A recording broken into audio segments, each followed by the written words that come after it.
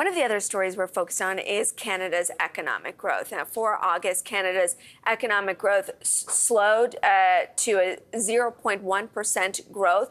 Now, while that was better than expected, our growth for the third quarter does look to be slower than what it was in the quarter prior, and many experts have said that a recession is coming in 2023. How can you prepare your finances for a potential recession? Let's bring in millennial money expert Jessica Morehouse. She is a Canadian financial counselor and host of the More Money podcast. Jessica, thank you so much for being with us.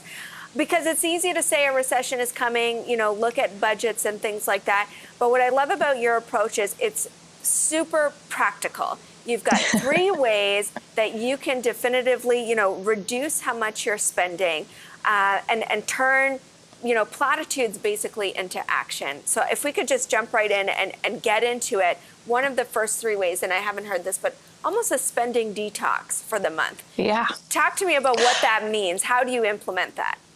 Yeah, I like the term spending detox because it sounds like just like a little bit of a reset with your finances. And I think especially this is something that we can all do, starting today. But this is something I'm implementing in my own life as I'm also, concerned about what may lie ahead. And also as a millennial, I remember like it was yesterday, the Great Recession, and that was very impactful on my finances and my adult life. And so I'm in preparation mode. And so really what this can mean, and, there's lots of different terms for it, no spend, months or, a spending ban, whatever you want to call it. It's really just taking a look at where is your money going and can we hit pause on some things that are not essentials. That will allow you to free up some cash flow so you can maybe pad that emergency fund, pay off some of those really high interest debts that have been nagging you that are really having a hit on your monthly cash flow.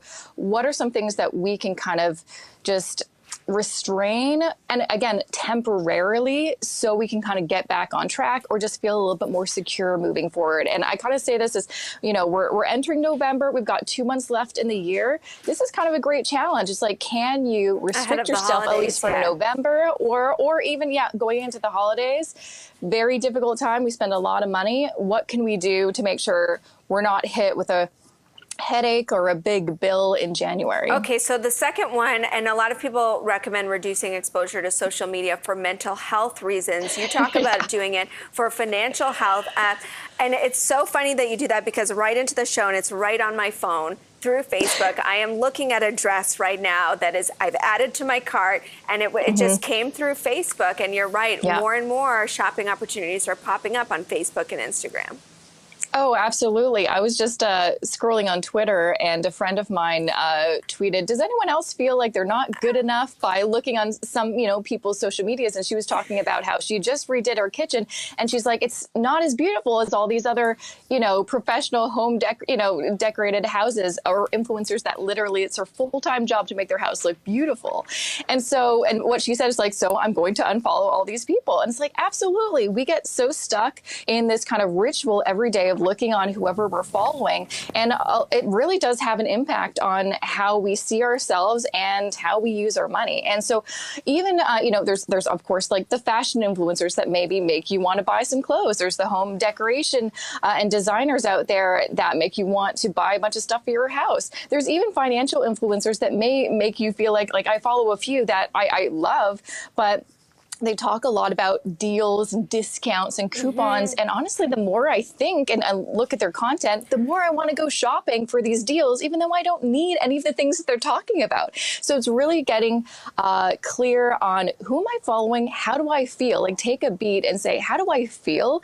And if you feel like you're supposed to spend some money on something that you wouldn't have otherwise wanted to spend your money on, maybe it's about muting them or unfollowing them temporarily until, again, you feel a little bit better. This is such great practical advice. And the third one, I didn't even think about doing, I didn't even know was possible. But you can get notifications on your phone every time you tap your phone or you tap your credit card to spend. What does that do? Yeah, so for lots of the credit card companies, prepaid cards and, banks, they now offer a feature that's free that you'll get an email or a text message or a notification on your phone every time you spend some money. And I think this is so important for everyone to set up. It's so easy. Once it's set up, it's done, because we go shopping, whether it's online or in store, and we immediately forget how much we spend and what did we actually even buy. I mean, I think a lot of us get in our automatic modes that we don't even look at what the till says. Like I often, leave the grocery store. I'm like, wait, how much was that? Because we just tap or we swipe or whatever the case is. And so if you have this kind of notification after the fact that reminds you, hey, you just spent $50, then you can be like, oh, I spent $50. Last time I checked my bank account, I had this amount. You can kind of do the calculation, and it may make you make a better decision moving forward. Maybe you'll decide, you know what, I don't need to go into that next shop, or the thing that is in my online cart, you know what, I'm going to delete it. I don't think I need it. So it just gives you that moment to actually kind of be more conscious when you are shopping and just being, more conscious consumer.